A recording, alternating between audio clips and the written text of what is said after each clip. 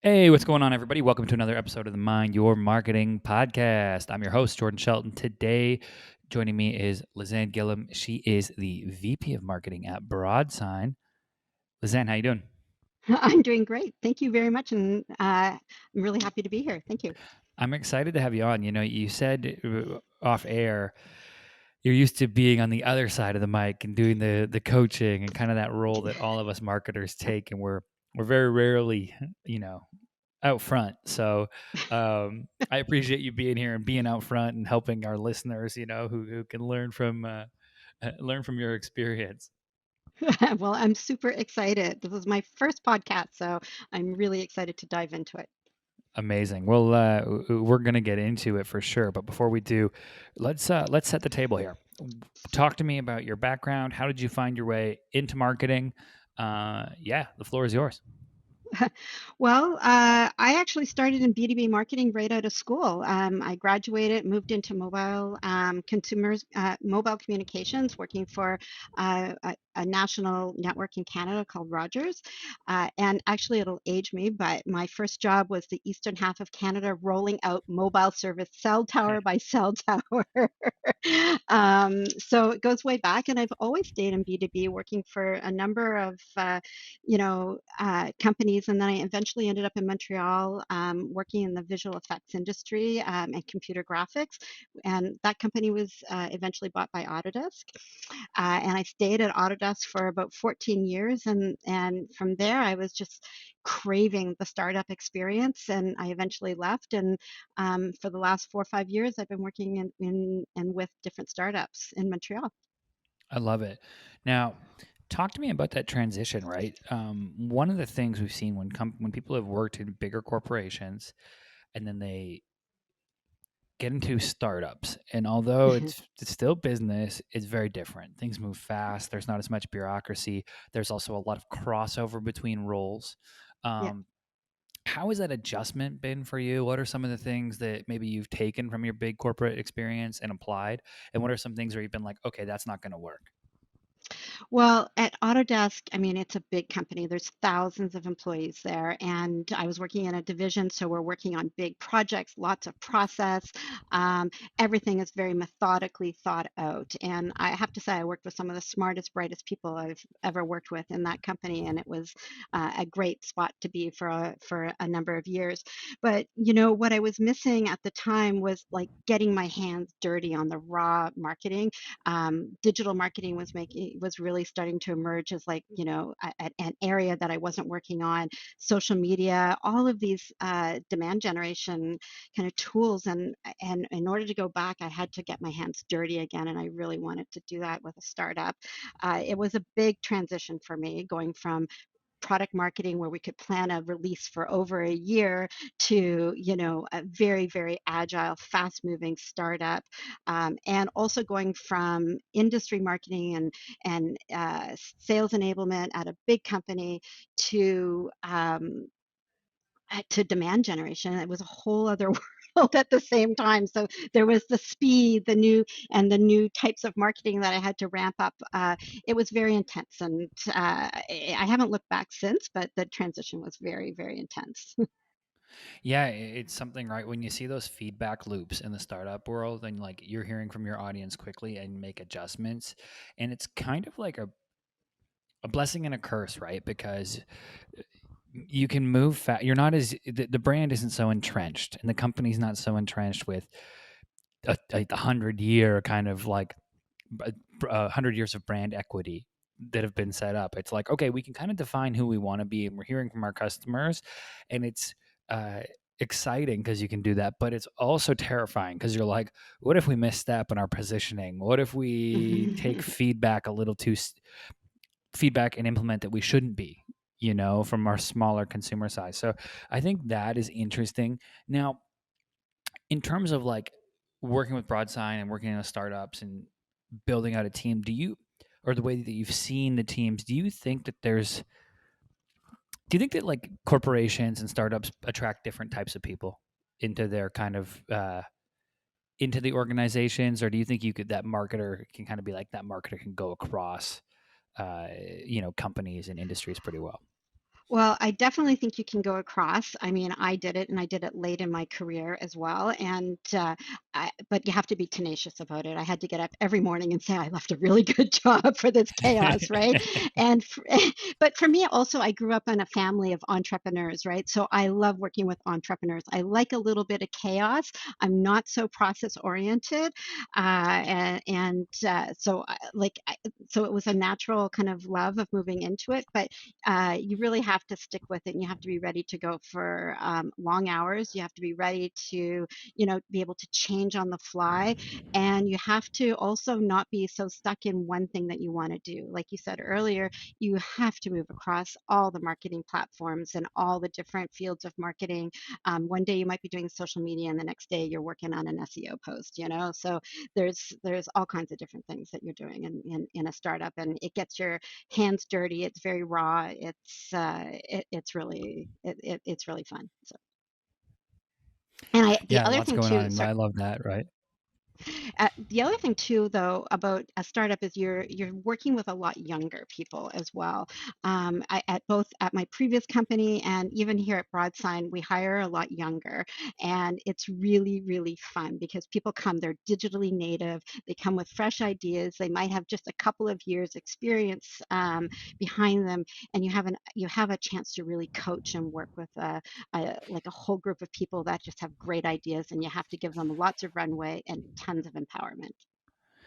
It's interesting. I always battle at myself on like, okay, youth and energy versus experience when you're looking at building a Hmm. team and then Yeah, applying sometimes bringing that experienced team but then applying that to new media, right? What are those yeah. principles you can take and okay, how do we apply that to social strategy, right? When that like it's the same principles, but how do we do that and how do we execute, how do we find people who really understand the platforms and can help a company grow that way? I think it's fun. It's very fun, very challenging, but very fun. Now, I'm interested to kind of talk about Broadsign in general now and what you all are doing. I see that there's a blog, I see social. Now, how does the marketing mix look for Broadsign when in terms of is there a lot of account-based marketing taking place and we're just using social media as sales cover, or are we doing some lead generation, some gated content? Like how are you, is it a mix of all of that? Is there paid? Like what does it look like? And what have you seen work? Well, for me, I come from content, right? And I've always been a content-based person, so that's exactly where I started, was building out content marketing, and then we added in the paid on top of that. So demand gen and content marketing really does make up a big piece of our marketing mix, but we're very diverse. We have industry marketing specialists. We have product marketing as well. I have a full services group for web technology, creative services, and events, even in the COVID world, still make up a big part of what we do. They're just not live and in person, although we're getting ready to see that reemerge. But we've done a fast pivot to a lot of online events, just like everyone else. And then, of course, corporate communications also makes up a big part. So we do a lot of everything, but demand gen and content really does drive a big piece of our marketing. Do you think that online events are going to stick around? Well, I think they are here for to stay for sure, and it's just when we see some live events coming back in smaller capacity, I think there's an eagerness to get back out there. Uh, Live events will go through a transition again. I think they're going to become more regional, a bit smaller, and it's going to take a while to build up to those big 80, 100,000 person trade show events, that take place. But there's going to be an eagerness to get back in there. Online, they will stay for sure, but maybe more in on demand. Definitely not for 4 hours, 6 hours at a time. Yeah, that's kind of where I think too. I think it's going to be like they'll be there as a tool for people who are out of out of state, out of country, and they want to go in and see something on demand. But it's really look the world. We did our best swing at trying to replicate in person events, but you just can't replicate that happy hour at the end of the day. You can't replicate that like telling a joke at the table. You can't. You just it doesn't. there's certain things that are experience driven, events being one of it, Yep. and forming relationships. Now, look, it's as good as we can get with online, but I Hmm. agree with you. I think it's one of those things where we go, okay, creating some on demand content, on demand talks, things like that, that are low cost to produce are good to like. It's good to have. They're good to act to really supplement content as well. If you have a blog post on that, put that YouTube video in, things like that. But I'm with you. I think there's that eagerness. You can really feel it for the in person events. I definitely feel it with our sales team. They're just dying to get back out and into the field for some networking events. Oh yeah, the extroverts that are sales Mhm. people like myself, and it's one of those things. People have been like over the last year, like, "How are you dealing with it?" I'm like, "I got this podcast. I get to talk with people. It's cool." And now we're back in office and what have you, which is nice. Um, but you bring up something interesting there, and it's something we've touched on this show a couple times. But I think I can never get tired of talking about it. Is the relationship between sales and marketing, and Mhm. your job as a marketing leader to bridge the gap. Yep. Uh, in organizations, I see it can sometimes get adversarial between sales and Mm. marketing. Um, Marketing thinks sales don't matter, and then sales is out here selling something that we don't have, and it's so. I want to talk a little bit about alignment, uh, Sure. and if there's anything that you do or how you handle getting sales and marketing aligned, because that is Hmm. something that's just like that pain point. I feel like has been there since probably the beginning of time. Yep. So any advice you have on that would be great. Well, I lucked out when I joined Broadsign because our chief revenue officer was just graduating from being a leader of the European region to a global role. So we both onboarded really at the same time, and we connected right away. I mean, there was nothing coming in from marketing other than events. And I asked him if he wanted some leads, and his eyes lit up. And from there, we really connected about building demand gen. And over the last 2, 3 years that I've been working with him, we've built up a full demand gen function. We've added ABM just now that we're just getting started on, and we've built a full SDR capability to handle the inbound capabilities. So we have a great relationship, and at every level of my team, there's a connection with somebody in sales that, whether you're on the product marketing side, you're working with sales enablement on a daily basis, whether you're in demand gen, we have weekly, bi-weekly, daily meetings in many cases to work through lead gen issues as well, and ABM as well. I So love I that, think we have a and great, I think we have a great relationship. We're gold on the same thing, which is pipeline creation. I love that. And I was going to say for any marketers who want to make friends with the sales leader in their org, walk over and just say, "Hey, want some leads?" and and work back from there. You'll start to get aligned really really quickly if you can help your sales representative hit their target. I think this is something though, and you touched on it there, that marketers when they first come in talk about engagement, we talk about web traffic, and we have to evolve our thinking. I think if we want to get into leadership positions to, Mhm. okay, that's cool, but what's the correlation between all of these things, impressions with pipeline?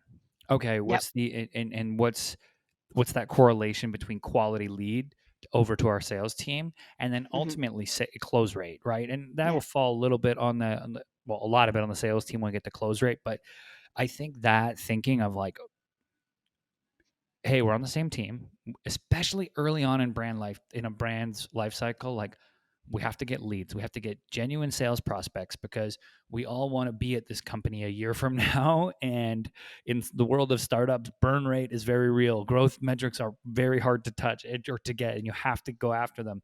So I think that that is something that, like myself, I had to go through that evolution of like, okay, now I'm thinking about pipeline. Yep. Um, and yeah, in demand gen, I guess before we close this out, I'd love to hear your thoughts. If you got dropped in today to a new startup, right? Hmm. How would you go about or giving consulting somebody on demand generation and getting them kind of like to think in that mindset? Yeah. Because I have an idea, but I think our listeners will really value your opinion and insights on this. Well, I can tell you how I did it at Broadsign because there wasn't a demand gen function. So, first of all, we just connected with your sales leader that we're going to actually go after demand gen and we're going to build it as part of it. And then to go about building it, I really had to think about what am I good at? Like, what's my core, right? Which was content marketing. So we started building up the content side and looking at how do we get organic growth, adding in the paid piece of it, building some webinars and video materials. And then as we were able to kind of prove out our ability to actually attract people, make sure that they were sales qualified, eventually, not the first year, but eventually we started to sign up for pipeline creation, and we have a shared goal in opportunity creation every single quarter, every month. Um, my team also came from traditional marketing backgrounds. They were writers. They didn't really get it at first, but now this is what they strive for every day is demand gen, and they love it too. Once marketers can understand and see, oh, that content I produced positively affected the business, and I think It's a lot magic. of times it is happening. We are just Yeah. we do a poor job of actually making the connection between content and, oh, this is actually a high value keyword that's mid funnel that people are looking for, and we can use this to move people throughout the funnel. Um, Once we draw that connection as leaders and tell our team, hey, look, the stuff you're doing is genuinely helping the business. When we ask for this blog post, it's not just because I want to read that. It's like it helps Mhm. the customer, it helps the sales team. It's actually part of the funnel. I think that's it's Someone on my amazing. team once, yeah, someone on my team once told me there was nothing more motivating than getting called out by the CRO for something they did that drove a sale. And every single month, every day when we see new sales coming in, I quickly look them up and trace them back to make sure that the people on the marketing team knew where that sales opportunity came from and their contribution to it along the way. I love that. Um, well, Lisanne, before I let you go, let people know one, where they can learn more about Broadsign, and then two, where they can connect with you online. Sure. Well, you can learn more about Broadsign through our website. It's broadsign.com. And if you want to find me, I'm on LinkedIn. Amazing. And I will put links to both those in the show notes. Lisanne, thanks again Perfect. for coming on the show today. I appreciate it. All right. Thank you so much. It was a great pleasure.